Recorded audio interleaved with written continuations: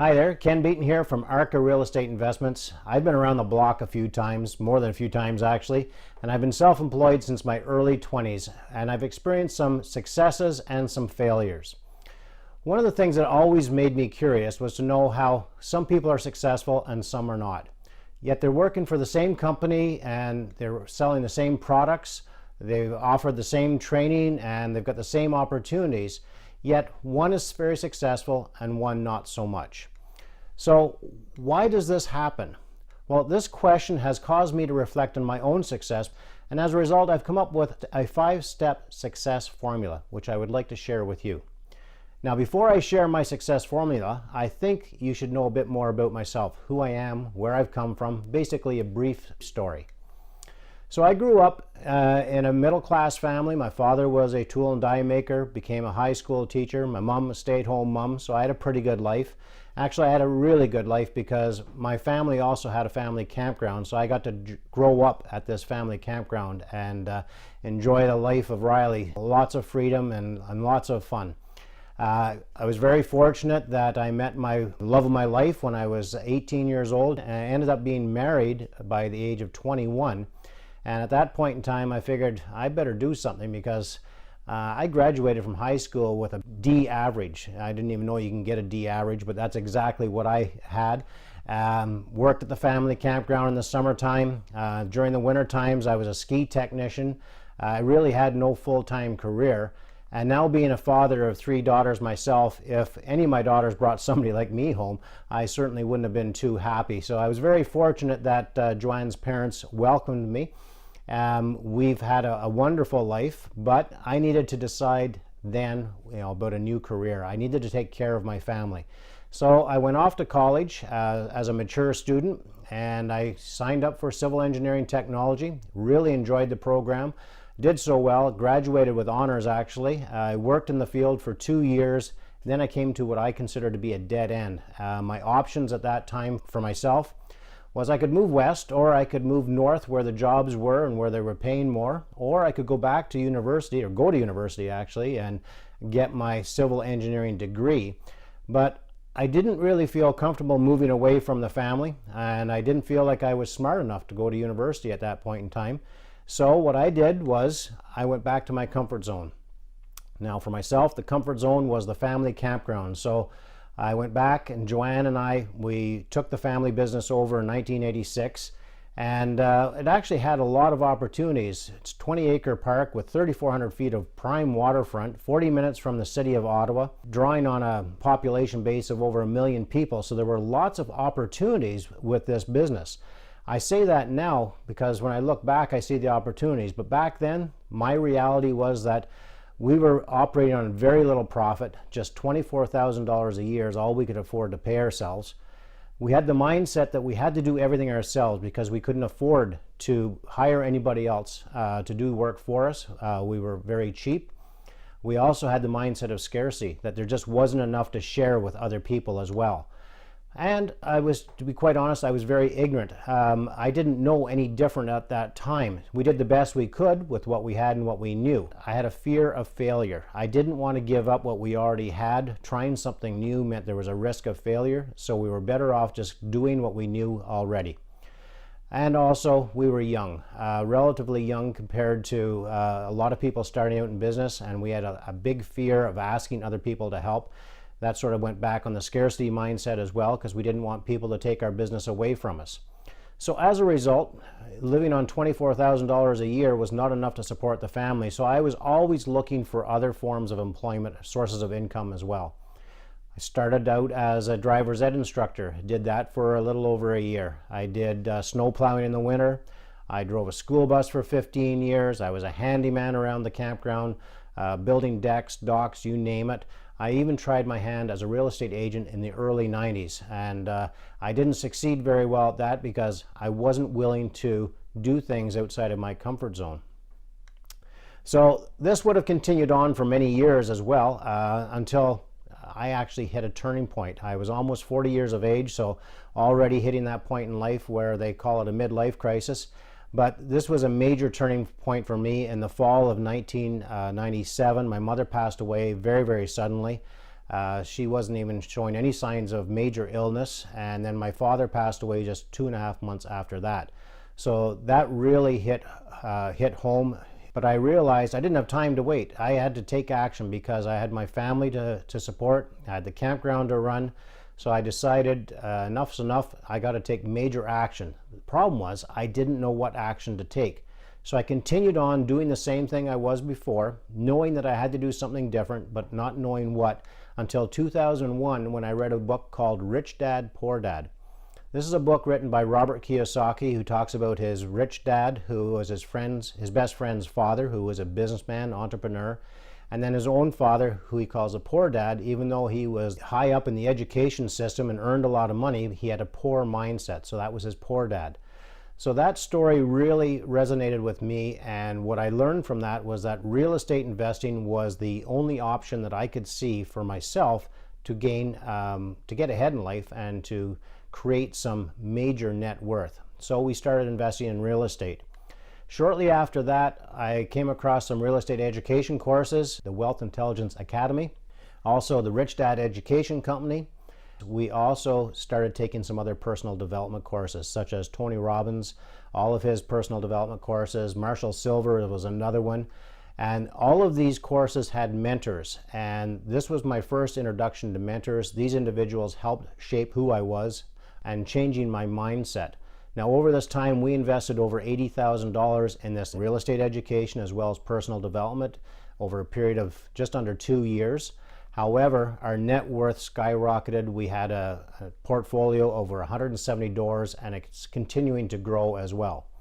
That's enough about me. What I want to do is share with you what I consider to be the success formula for my success and the 5 steps.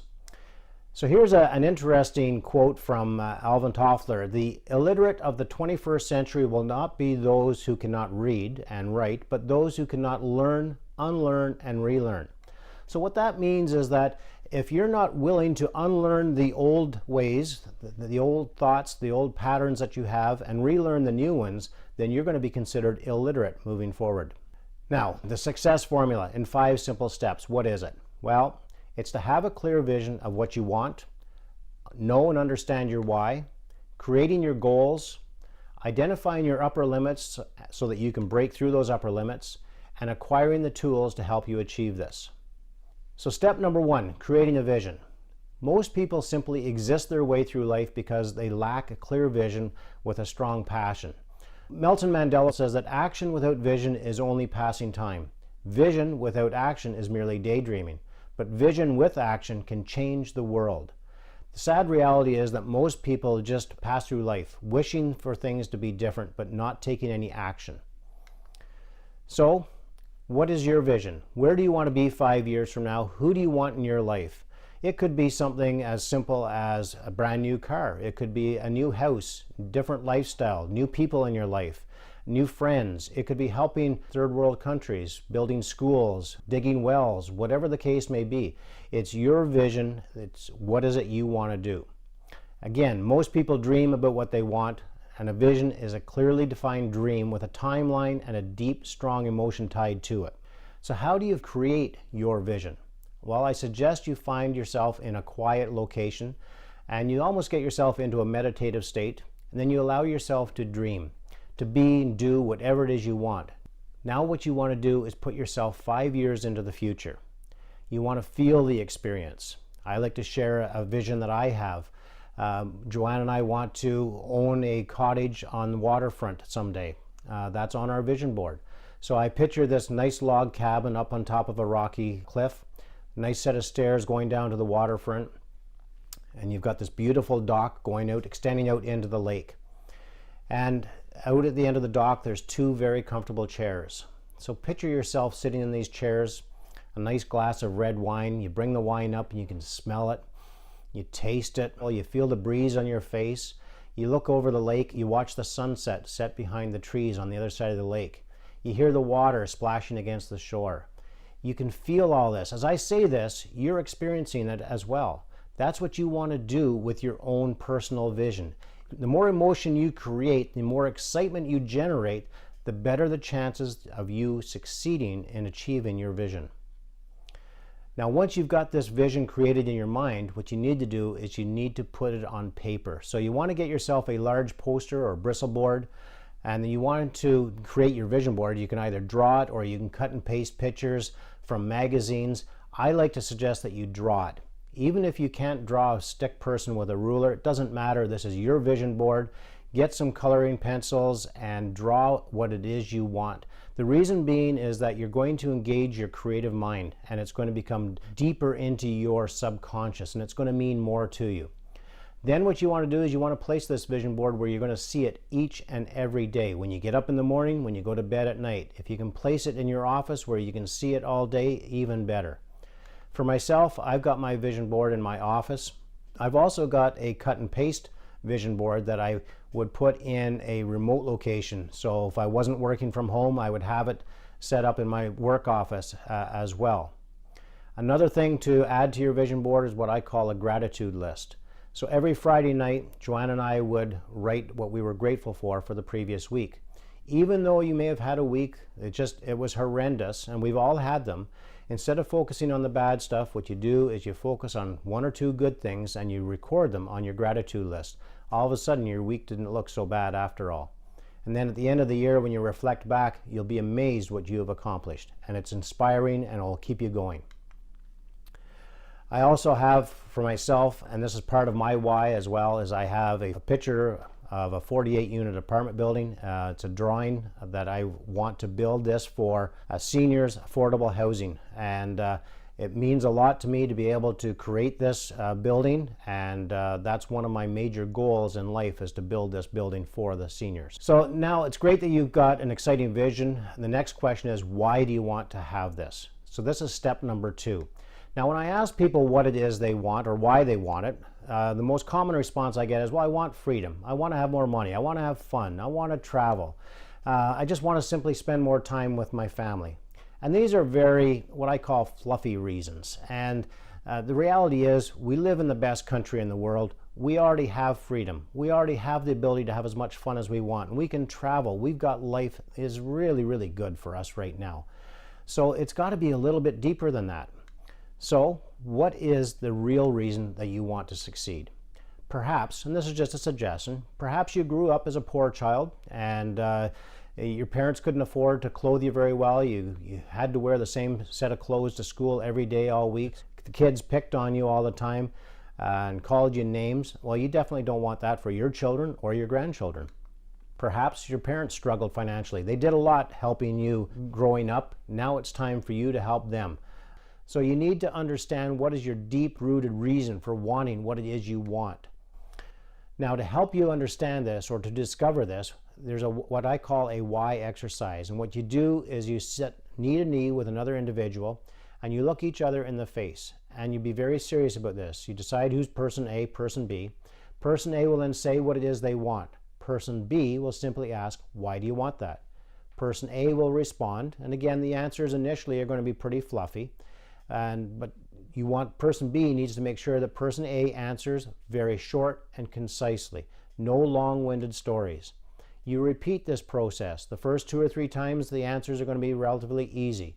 But number 4, 5, and 6, it's going to become more and more difficult, and eventually you start to tap into the true reason why, and it starts to become emotional. Now, you may discover that you've got multiple whys.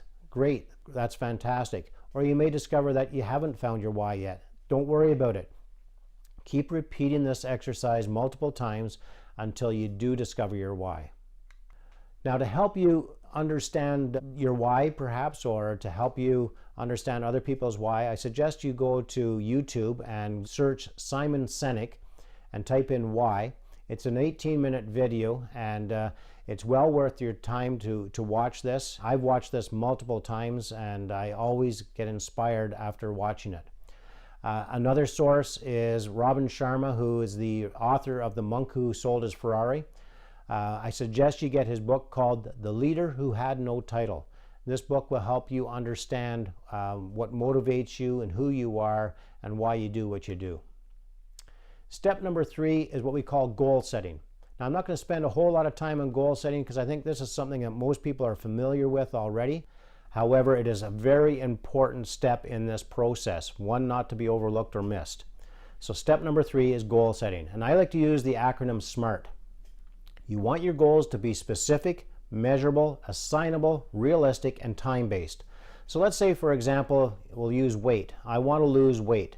If I simply say that I want to lose weight, well, that's not specific, because I could lose a pound and I could say I met my goal. But if I want to lose 10 pounds, now it's specific. It's also measurable, because I can measure the fact that I'm losing weight. I can measure every day or every week to see how I'm progressing. It's assignable, so I'm the person that's going to be assigned to. I'm also going to be able to assign other people to help hold me accountable. It's also realistic. 10 pounds is a very realistic number for me to lose.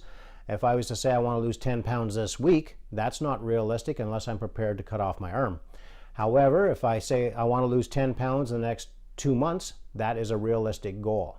It also has to be time-based. You have to be able to measure it. If I simply say I want to lose 10 pounds and I don't attach any time to it, again, it's going to have very little meaning or effect, because there's no goal at the end to aim for. So you want to make sure you put a time frame attached to that, such as 2 months.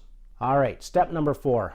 Your why is your motivator, and a strong, clear why will overcome many of your fears and your belief systems.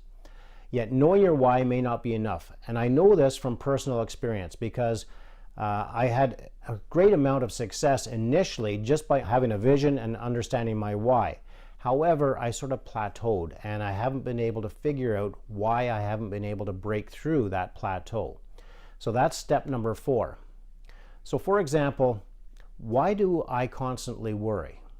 And these questions are rhetorical. I mean, they're for you as well. Why do I use sarcastic humor? Why can't I graciously accept a compliment? Why blame and criticize others? Or more importantly, why blame and criticize myself? Why do I feel the need to be right? Or why do I get sick or hurt all the time? Why do I bicker with my spouse or partner? These are all questions that I ask myself. And these can all be signs of what we call an upper limit problem. So as we achieve success, we tend to sabotage our success. And it could be for a variety of different reasons. And just to give you an example, earlier when I told you that I was a civil engineer technologist, I could have continued on. However, I didn't feel able to go to university and get my civil engineer degree. I felt fear of leaving home, to be away from family and friends, to move out west. So what would I do? I sabotaged myself, and I said that the campground was more important to me and we needed to run the campground. And I justified my decision. In reality, it was because of my fears and my beliefs that I didn't succeed with that particular venue in my life. It could be for a variety of reasons. You know, we don't feel worthy of success, or my family always struggled with money, therefore I'm going to struggle with money. My parents fought over money all the time, so if I'm going to start earning money, that means like I have to have some fights with my family as well. Or it could be guilt, your success at the cost of someone else. So if you've got siblings and you're very successful, but your siblings aren't very successful, you might be suffering from guilt, and therefore you sabotage yourself so you are not as successful. So these are all what we call paradigms. They're your beliefs. Now these can be good and they can be bad. And these are so deeply rooted in your subconscious, you may not even realize that you have some of these or that they are controlling you. So knowing why you behave the way you do, act the way you do, and react the way you do is critical to your success. So discovering and knowing your paradigms will allow you to break through your upper limits. So let's quickly review the success winning formula. The first step is to create a clear and inspirational vision. Second step is understand what your true why is. Third is to create goals so that you can achieve your vision. Fourth is discovering what your upper limits are and learning how to break through those upper limits. Number 5 then is going to be creating a well-stocked toolbox to help you achieve your vision. Now this is in 2 parts. First part is education. Second part is personal development. So with respect to education, my focus is real estate, so I'm going to share what I offer through education. However, this 5-step success formula is not geared just for real estate. It's every walk of life, every business, every industry that you're in, it is applicable. However, as I say, because my focus is real estate, I'll share with you the education that I can provide. The first program, it's an online program, it's called 5 Homes of Freedom. And this program is geared towards the beginning investor, people who want to just own a few small properties to achieve financial freedom. The second online program is called Apartment Building Wealth Generation. This program is geared to individuals who want to own bigger properties and a bigger portfolio. So it could be triplexes, fourplexes, all the way up to 50, 100 unit apartment buildings. My third program is called Creative Real Estate Investing. This particular program helps people understand how to become creative with their real estate deals, how to think differently, how to look at deals differently. It supports both of my other programs, the 5 Homes of Freedom or the Apartment Building Wealth Generation program, complements them nicely, or it's a great program on its own as well. So those are the 3 programs that I offer, and that's the education component. Now from the personal development side, this includes your coaches and mentors. What I like to focus on is the new mindset, creating new results. So we'll talk about the circle of success and failure. When people have thoughts, these thoughts create feelings. These feelings will then cause and inspire you to take action. The actions that you take will produce results, and these results will then in turn reinforce the thoughts that you had in the first place. So now all of a sudden you've got this new idea. It's a new $1 million idea that's going to save the world. You get really inspired by this. It's exciting. You've got the passion and the joy. You're really, really excited for this. So this is going to cause you to take different actions. These different actions will cause different results, and the different results will reinforce that new thought that you had to begin with. The challenge is, for far too many people, is that fear will slip into the equation.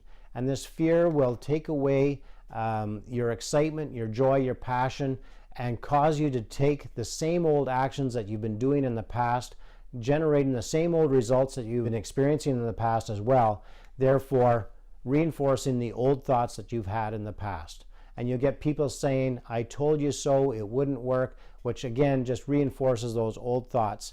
So you've got to break this circle of success and failure so that you can start taking new actions. Now we've got a quote from Albert Einstein that I think most people have heard in the past. Insanity is doing the same thing over and over again but expecting different results. Well, the bottom line is, if you want different results in your life, then you must take different actions. Now I get a lot of people asking me, have I beat this trap of the same old, same old? No, I haven't beat it. It's an ongoing process. But I am willing to do what I know needs to be done that others are not willing to do, no matter how uncomfortable it makes me. That's the important thing, and that warrants repeating. I am willing to do what I know needs to be done that others are not willing to do, no matter how uncomfortable. And I strive to do this each and every day. Now, to help you understand this a little bit better and to grow personally, what I want to do is share with you my 3 favorite books. Think and Grow Rich by Napoleon Hill is probably the most important book you could ever read if you want to be successful in life. It doesn't matter, even though it says thinking and growing rich, it does not mean about money, it means about growing rich personally. The next book is The Science of Getting Rich by Wallace D. Wattles, and the most recent book that I've read is called The Big Leap by Ray Hendricks. Now, don't simply read these books. What you want to do is study the books. Bob Proctor, for example, has been reading Think and Grow Rich since 1961. He doesn't read the entire book every day, but he reads part of it every day. And his book is literally falling apart. And he doesn't read the book, he studies the book. He'll read the same paragraph, the same page, every day for a week or weeks. What I've learned to do is, with my book study group, is we will take the book Think and Grow Rich, for example. We'll read chapter 1. We'll read it every day for a full week. Then as a group, we will discuss the chapter. It's amazing how much more you get out of this when you do it this way.